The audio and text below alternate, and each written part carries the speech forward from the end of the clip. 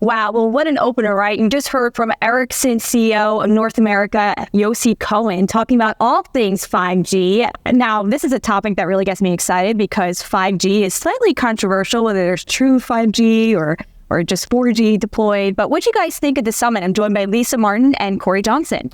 Well, I think when I think about Ericsson, I think about what's happening to telecom equipment right now. And there was this really interesting time we talked about it a little bit yesterday. But you've seen this move from big spending in telecom equipment to get us faster connections at home, and when the focus had been offices and urban environments. And now you see a real pullback in spending. So the carriers like Ericsson have got to show different product and new things to customers who might be more interested in spending on AI than spending on telecom equipment.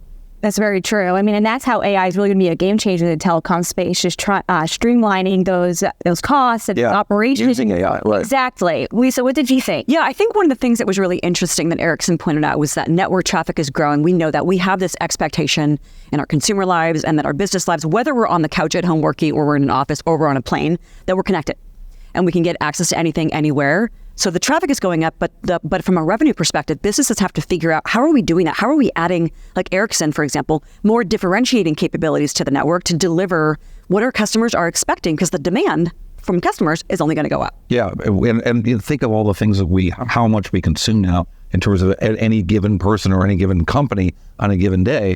You're just consuming so much more information, so much more video, so much more bandwidth, and as you mentioned, everywhere, even on Southwest. Well, sometimes. In my recent experience, not always in Southwest, but yes, we want it everywhere. We want all of it. Right. Well, the rise of true 5G and AI is really going to be a game changer. So let's dive into the services that will come to life with these technologies. Our next sessions include SAP, WalkMe, Local Measure, Hotwire, Twilio. They all start now.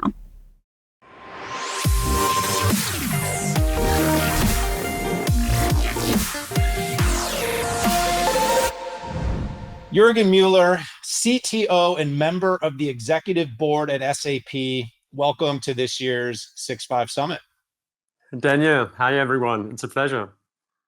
Yeah, it's great to have you here. This has been a really significant year across just about every part of every business. 2022, we had ChatGPT sort of come into our conscience and into our conscious, I should say, and sort of change how we thought about doing business. But 22 was a bit of a, oh my gosh. And then 23 was a build. And 24, though, Juergen, has been implementation, and companies are spending, thinking, doing, dreaming of what's possible with AI.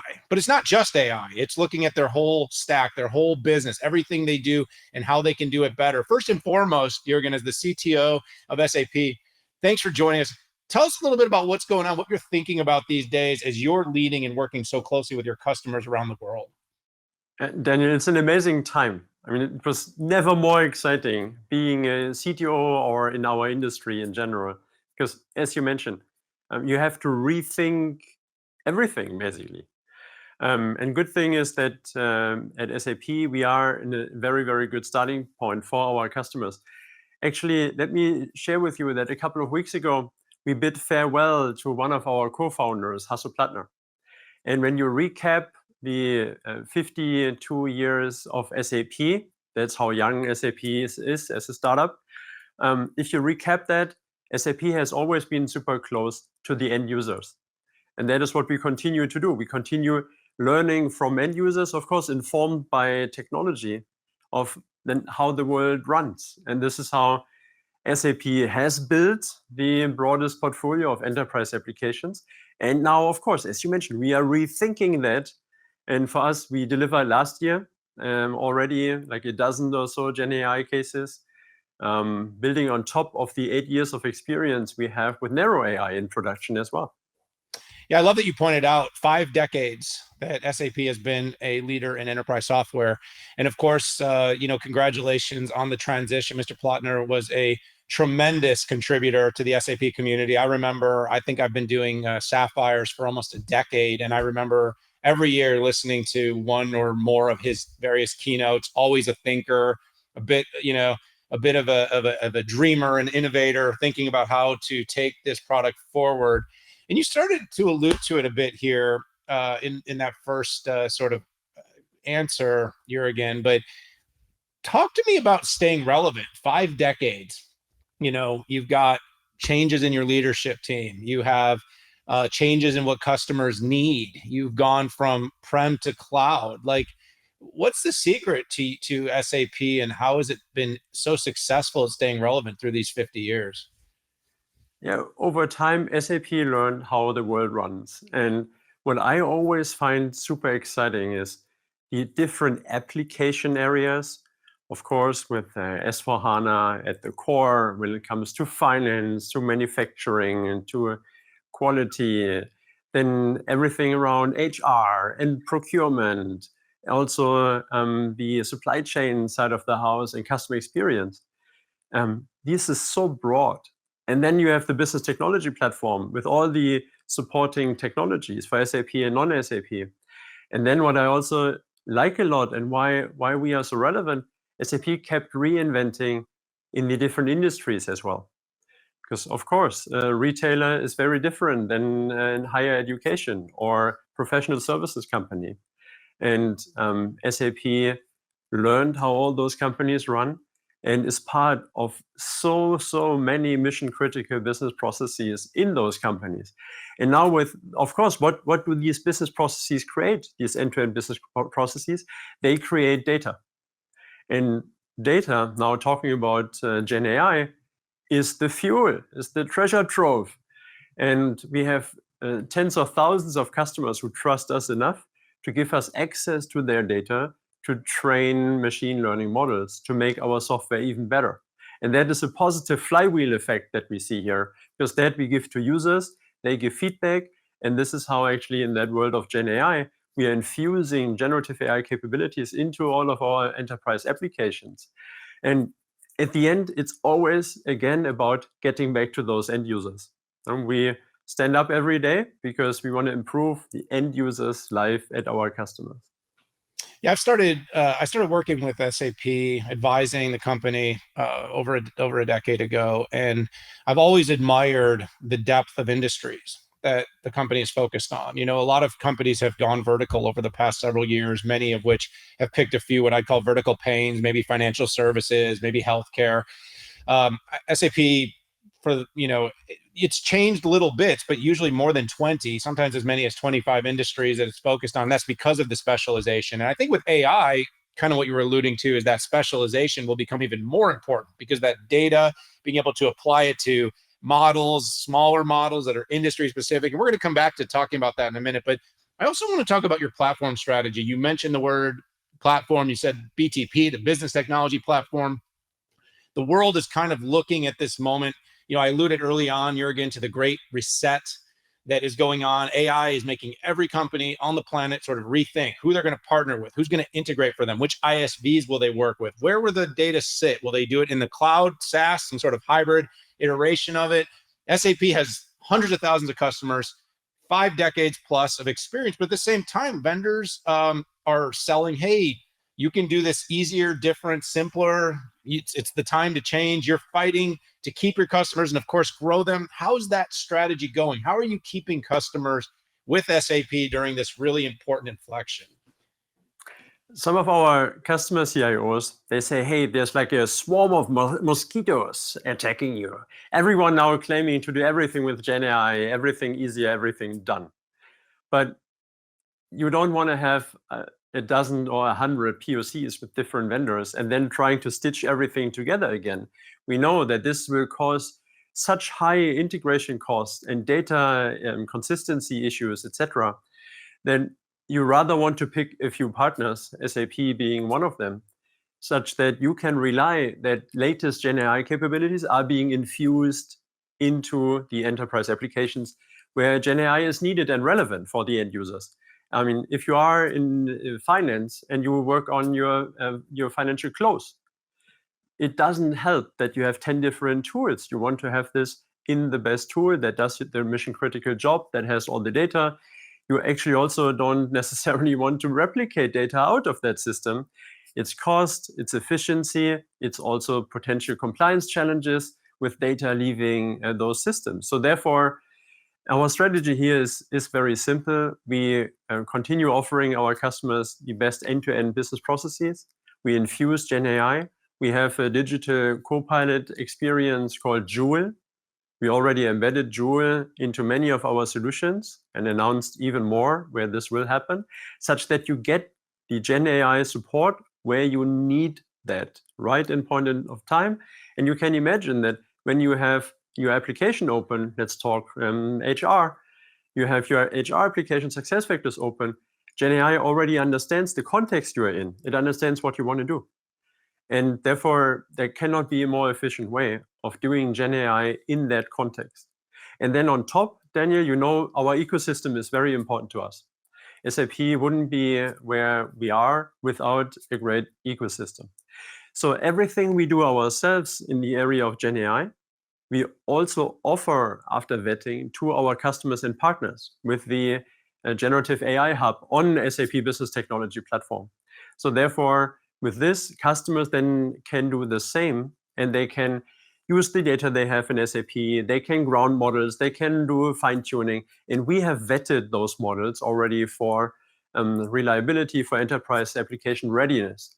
And that is what you want. You want a partner, very strong partner, instead of like thousands or hundreds of mosquitoes attacking the CIOs, claiming to solve everything. Yeah, I think of course there will always be innovators that will rise. You were at one time one of those, and then there's always this great battle of innovation that goes on. Companies that have significant provenance and large customer bases are always kind of fighting off what you're calling those mosquitoes. And sometimes there's a very clever mosquito that finds a way to create and enter. And by the way, some of those become your partners down the line, and they end up becoming really important.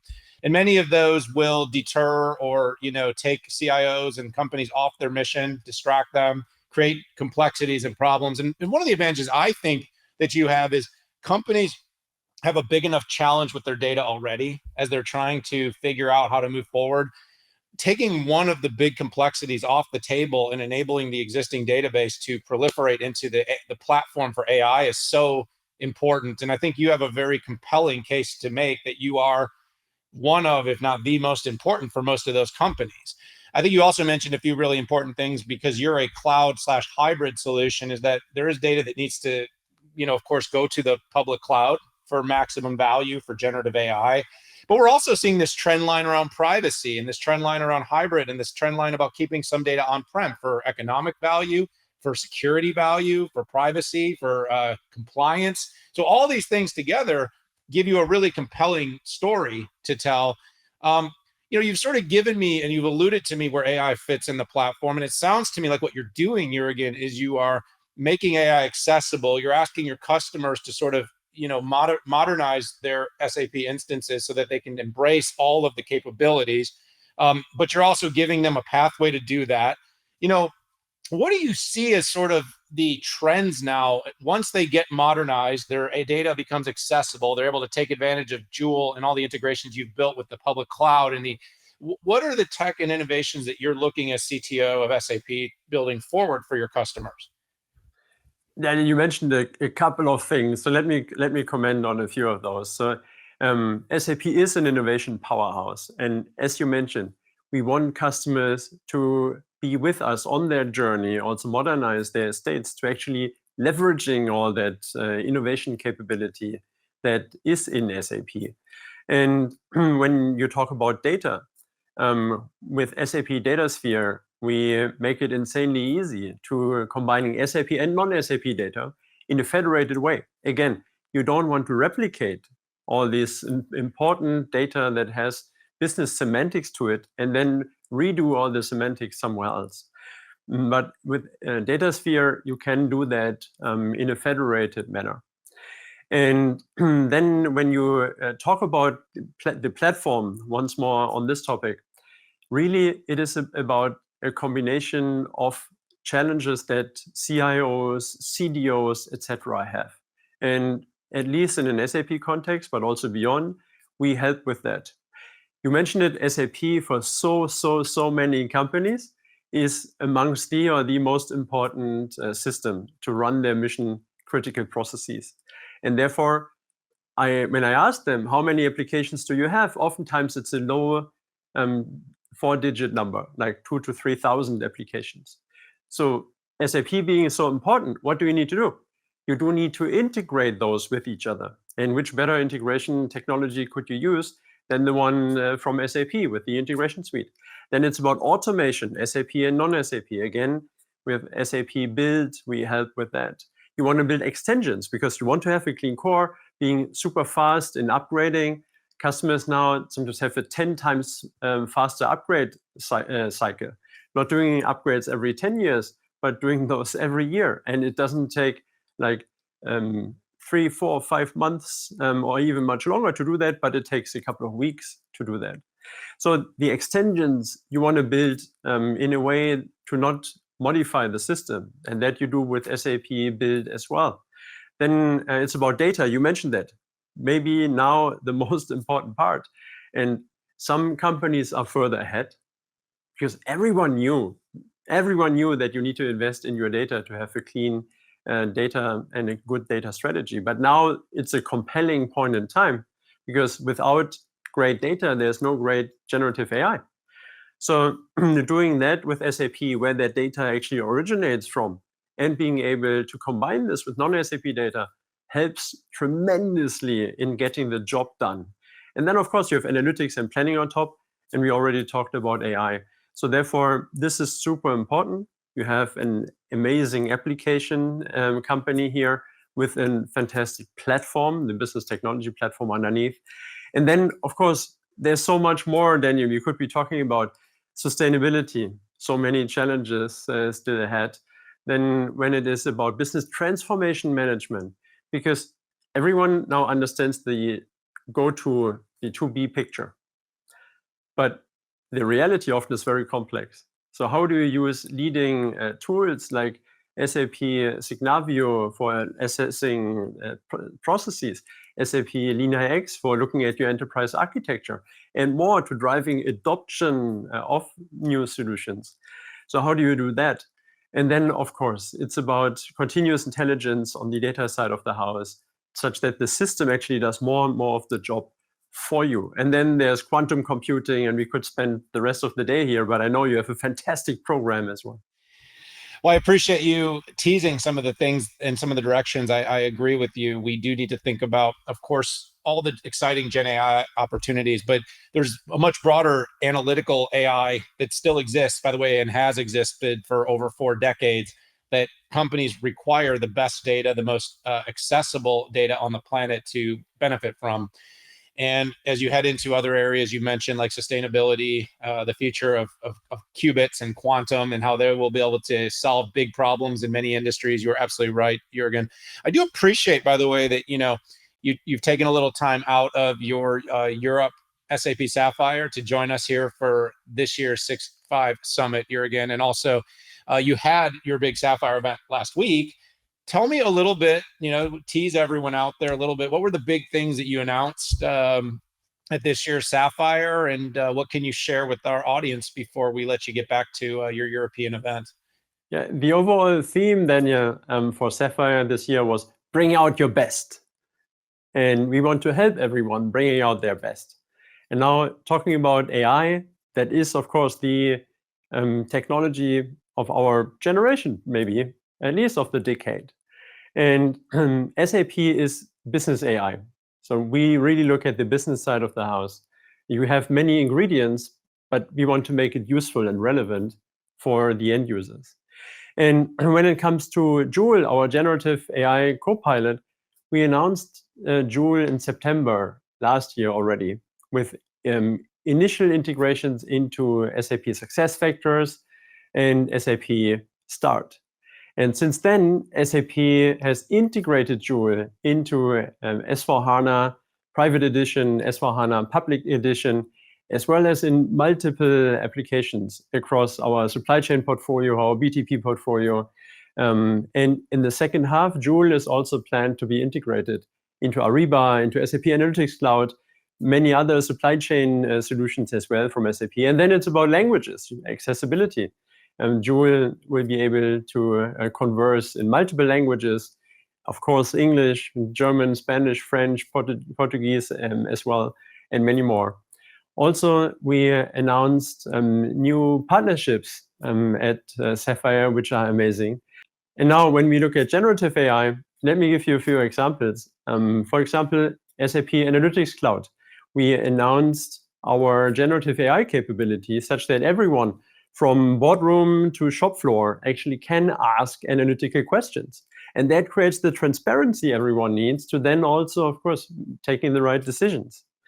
In the integration space, Joule will help you to create integration flows, for example, between SAP and a government system, because they created new rules and regulations. And of course, you want to integrate that super quickly with the SAP integration suite.